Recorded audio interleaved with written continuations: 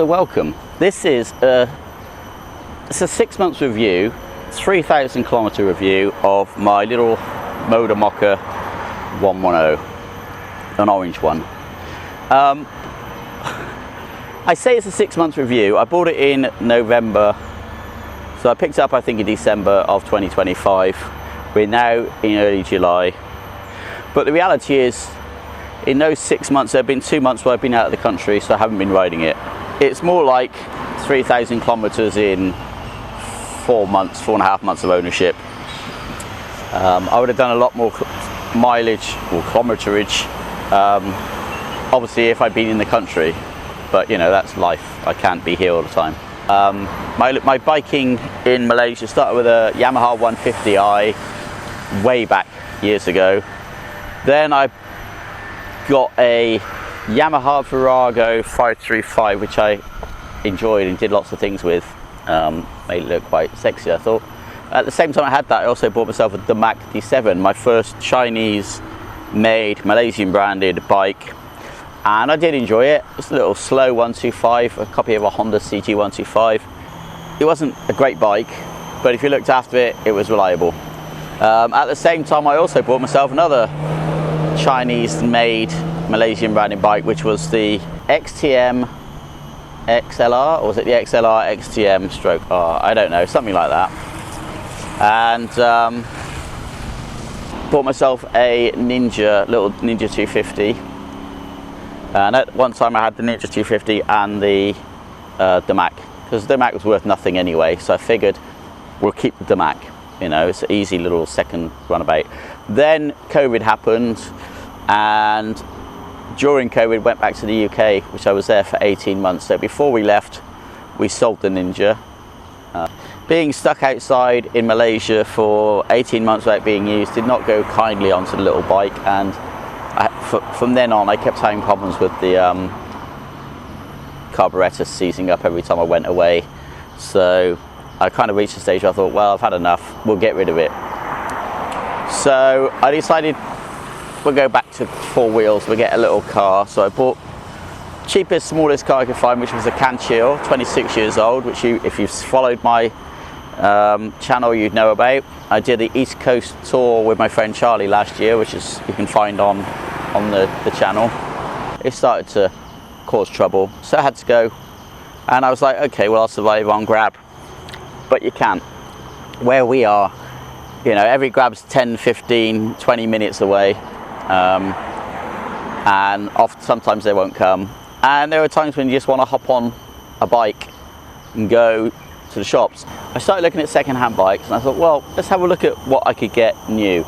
Now, here's my criteria. I don't trust myself on bigger bikes. I ride like a fucking child, like an idiot. And then I saw this, the Moda Moca, being advertised all over YouTube really, and it was for 3,988, under 4,000 ringgit, which is about £800, which for a brand new machine. Okay, we're in the same thing again. This is a Malaysian branded machine, pretty sure it's made in China. And I thought, I've always wanted a scooter. I never had a scooter.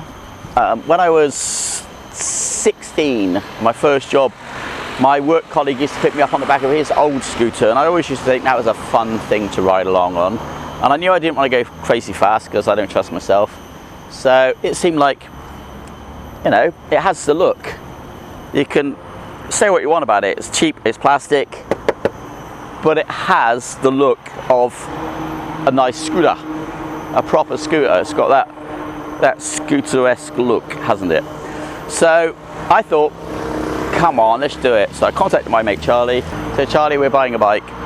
We went off to a local dealer up past JDT's ground, and we bought this. I wanted a black one.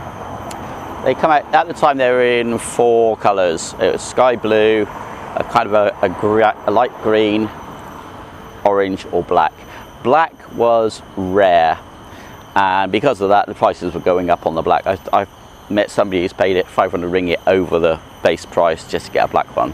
So 4,300 ringgit on the road, tax insured and everything. We had her. I'm going to get you through the good and the bad. I think that's important. So let's talk about the sort of the basics first of all. 108cc, single cylinder with a CVT transmission, so no gears, just twist that throttle and away you go. 8 horsepower and 8.5 Newton meters of torque. I mean, that's the most basic things. Now, I'm 5'7". You can see my feet fit firmly on the floor. So that's 5'7", 5'7", possibly less, slightly less, who knows. Right, so let's go through the good things and the bad things. I have made a list. So let's start with storage. And in my under-seat storage, I keep a raincoat, a shopping bag. It comes with tools, and I got your notepad and everything. And also in here is where you fill up your fuel. Now, for you people who are lucky enough to get subsidised fuel, I don't know what it costs, but for me it's non-subsidised. To fill it up from nearly empty is 11-12 ringgit. Now, the downside of the under-seat storage for this bike, here is my helmet, the normal standard open-faced helmet. Move all that out of the way, put it in sideways, and it won't fit. You can do what you want with it, it ain't gonna fit. I've tried and tried and tried, it's not gonna fit. So if you're taking your helmet with you, you've got to carry it around, or you do what I did, you bought a box. Now, I've noticed the theme. I guess I saw one of these with this top box on and thought, oh, that's smart, I'm getting one of them. And I think everyone's done the same, because everyone I see is what we're calling the alien top box, which is this style with this bit on the side.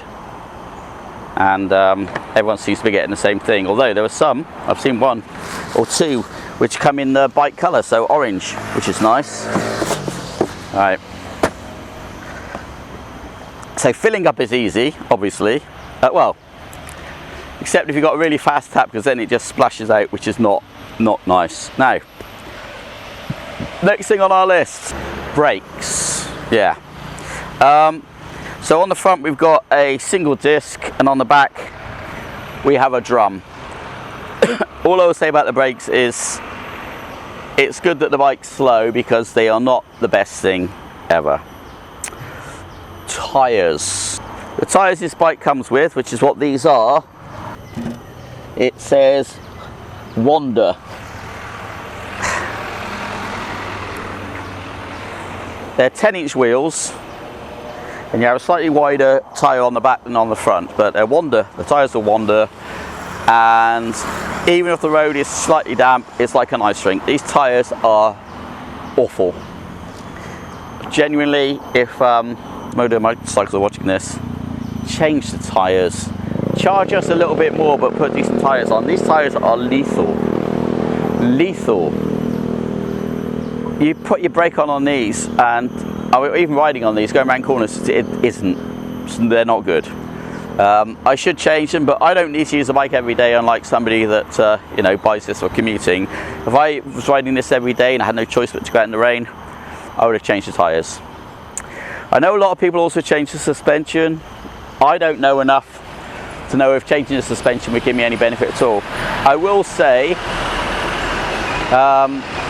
I tend to ride it basically flat out. It's either full on or full off, and it does bounce a lot on the road. When you go around corners, it'll bounce. Doesn't feel the most stable of things.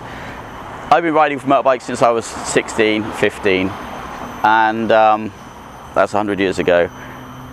But if I was a new person, this is a perfect newcomer's bike, you would think, but with the small tyres and the small wheels and the crappy tyres and the not the greatest brakes, it's kind of something you've got to treat with respect, otherwise you are going to end up eating the gravel. Speedometer. Yeah, so on the, let's show you. So it goes through its little thing. There you go. So at the top here we've got the revs, then you've got the speed in kilometers, 3,172, that's my total kilometerage. And then you've got your trip meter there, which if you know what to do with this button here, you can probably reset it. This one on your left is your fuel. Okay, and we've got a clock up here, and we'll start it. So you've turned on the thing, you have to hold in the clutch. It's not the clutch. You have to hold in what would be the clutch on a motorbike. On a scooter, this is your brake. Hold in the clutch, push the start button. Very quiet engine, and that suits me fine. My Virago used to be the noisiest thing ever, and I used to enjoy the brapping noise of it, but nah, when you're going slow you want quiet, so this is nice and quiet. So the speedometer, wildly inaccurate. Don't depend upon that to save your driving license. I'll tell you the fastest I've had on this showing on the clock, 115 kilometers per hour. At the same time, I had my telephone in here running GPS, and the GPS speed corrected would be 98 kilometers per hour. So I couldn't reach 100, just under, which is 61.2 miles per hour. It ain't fast. The reality is, most of the time I'm riding, it's probably more like 90 kilometers per hour.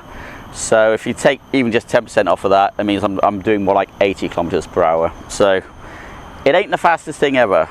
Don't go thinking you're going to buy some speed machine. It's not for the Rempits of the world. It's for people who just want to go run around, a little runabout. Now we do have, I bought this separately for storage. We do have a little clip here. You can put your bag on, hang your bags on.